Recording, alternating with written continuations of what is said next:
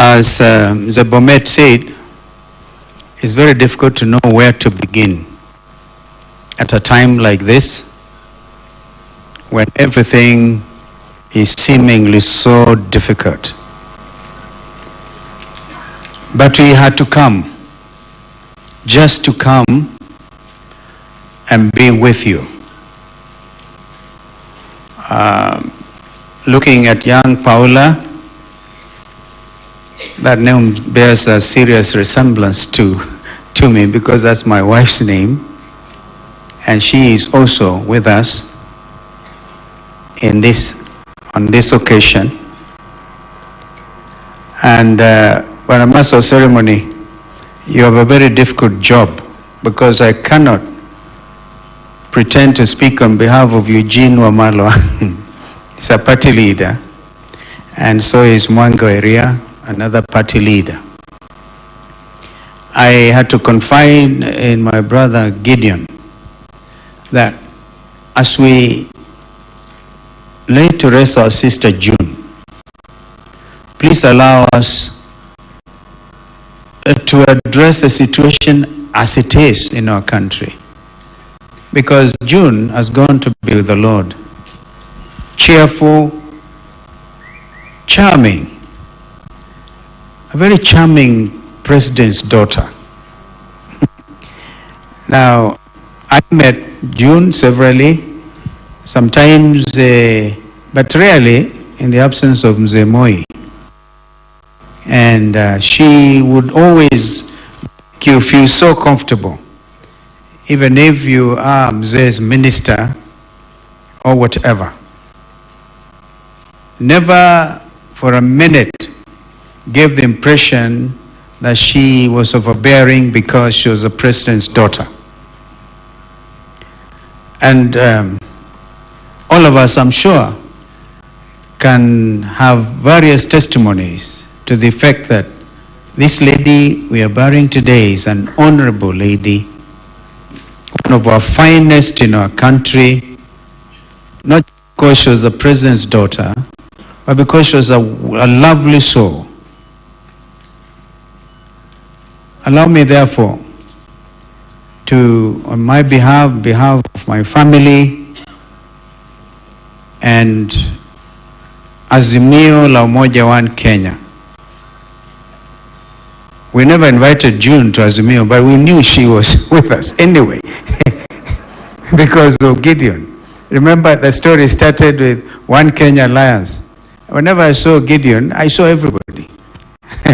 Raymond, you are a fighter.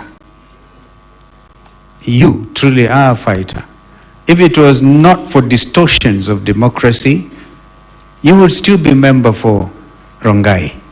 These are the excesses, Gideon, I wanted to address. Because, as our brother Andrew said, our sister is not here. She's gone to heaven. But what do we do, the rest of us who are still alive?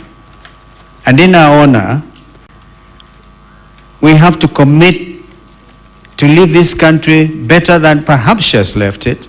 So, Sister Doris, you're going to have work to do. My brother Philip, you really have a lot of work to do. And Gideon, I know the difficulties that you have gone through politically. If it was not again for machinations and things, playing around with our democratic gains, this would be a better place. So our sister June has left us when we are on the cliff. Difficult economic situation. And we are happy that she could still educate our little daughter, little Paula. But what the rest of us are attempting to do is to make this country go to the next level. We cannot, on an occasion like this, in my view, talk of our sister June without referring to Mzee Moi and the legacy that he has left behind of a country united. Even when at the time he was handing over the reins of power, it was difficult for him, but he humbled himself and gave up power. So what do we say these days, Eugene, my brother, when we hear calls of extension of presidential term limits as we bid farewell to our sister? Mzee Moi did not want to do it. A lot of African leaders did it and brought a lot of grief to their country. So we celebrate dedication and statesmanship of Mzee Moi. When I saw my sister Sally Kosgei, I felt, yes, we have come to bury June. I don't know, my sister, wherever you are, I'm not embarrassing you. Thank you.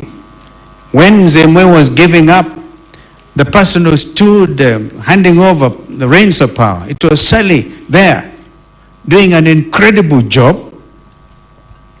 Well, she stayed on for a while.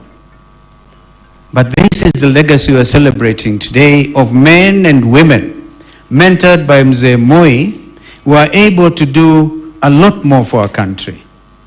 Therefore, we shall not be cowed.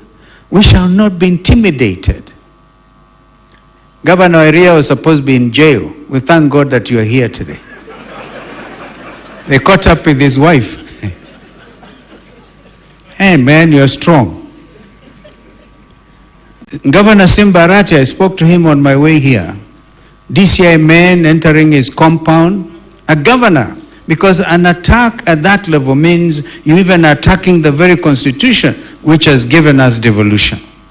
If you harass governors, you are harassing devolution. So we have to stand up and say, never be cowed. My brother Chief Justice Maraga, I've never let out this secret, but we were classmates in the law school. When I saw a man who stands for what is lawful, fearlessly, administering justice to his country, I feel the whole country is here. Chief Justice Maraga, we thank you. I know my brother Senior Counsel Philip Murgo, and your dear wife. People may want to think of maybe the remnants of Mzee Moi. No, the whole country is Mzee Moi's legacy. And therefore, we shall stand with you, Gideon.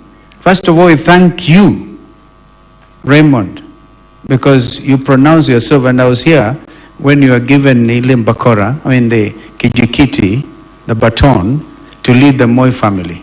You have done so well. I think we need to clap for brother Raymond because he has held this family.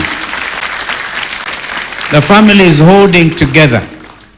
The serenity of all this place, the excellence of Kabarak. Professor, I mean, you listen to quality music, best anywhere in the world. These wonderful young ladies, we thank God for you. This is part of Mzee's legacy. Excellence. An education system that stood very strong and which is now under threat, unfortunately. So I can go on and on.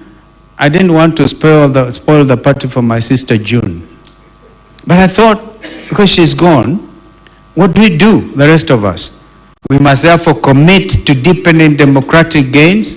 Mzee Moi could have said, I want the second and the third and the fourth term. He handed over, even when we were shouting, yote yawezekana bila Moi. Here we are, the community of Kabarak standing strong. Kenya as a nation standing strong. So, may our sister rest in peace. I agree with Mzee Bomet, clearly, sio kwenda mahali pepa peponi. She's gone to be with her maker, and she's restful. Therefore, we'll all stand and shower love to little Paula and all of you guys, the Moi family. Please continue showing the example that a family can hold together, even in the absence of a patriarch. May God rest us all in everlasting peace. Amen.